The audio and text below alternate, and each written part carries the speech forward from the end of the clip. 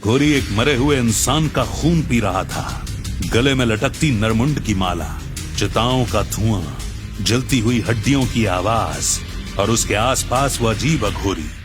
अघोरी साधुओं के राख से लिपटे हुए शरीर, गले में लटकती नरमुंड की माला देखकर 14 साल की जिया का दिल गले तक आ गया।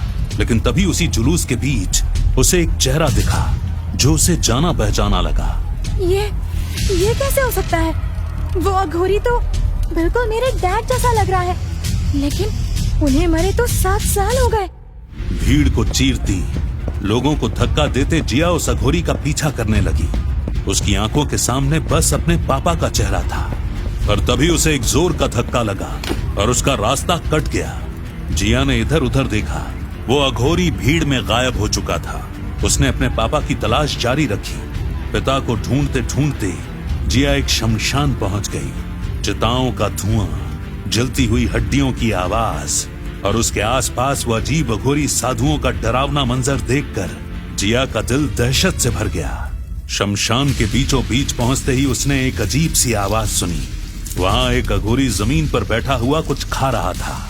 जिया धीरे से अघोरी की तरफ बढ़ी। तब उसने जो देखा, उसे देख के उसके होश उड़ गए।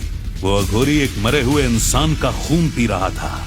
जिया जोर से चीखी और वहां से दूर भागने लगी। तभी अचानक से एक आदमी उससे टकराया। उस आदमी का शरीर सफेद राख से ढका हुआ था, मुंह पर खून लगा था।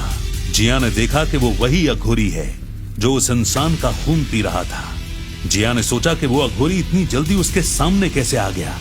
अपनी लाल आंखों से अघोरी ने जिया की तरफ देखा, कस के उसके हाथ पकड़ लिए और मुंह दबा दिया।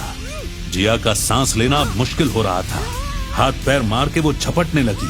उसके दिमाग में सिर्फ एक ही ख्याल घूम रहा था, कहीं अपने डैड को ढूंढने की गलती उसकी जिंदगी न ले ले। शायद उसे अपनी जान से हाथ धोना पड़ेगा। जिंदगी और मौत के बीच झूल रही जिया क्या उस खौफनाक अघोरी से अपनी जान छुड़ा पाएगी? शव साधना में डूबे अघोरी ने जिया को अचानक क्यों दबोच लिया? भीड़ के बीच जिस आदमी को जिया ने देखा था, क्या वो सच में उसके पिता ही थे? और क्या वो जिंदा थे? रहस्य भरा जीवन जीने वाले अघोरी क्या सच में काली विद्या का सहारा लेते हैं? जानने के लिए सुनिए अघोरी, संत या शैतान, सिर्फ भक्ति ऐप पर। आज ही शुरू करें अपना 7 डेज फ्री ट्रायल।